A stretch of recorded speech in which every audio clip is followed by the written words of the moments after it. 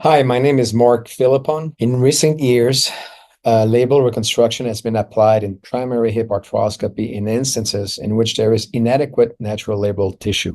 This procedure involves the debridement of non-functional or degenerative labral tissue with substitution of other autograft or allograft tissue in its place. Some researchers have hypothesized that the torn labral tissue is pathologic or a pain-generating tissue and should be removed.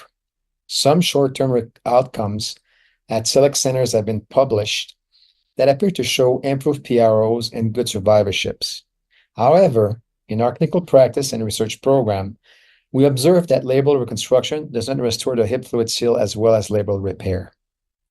We pursued this study in our large prospectively enrolled data registry to compare clinical outcomes between labral repair and reconstruction in the primary hip arthroscopy setting.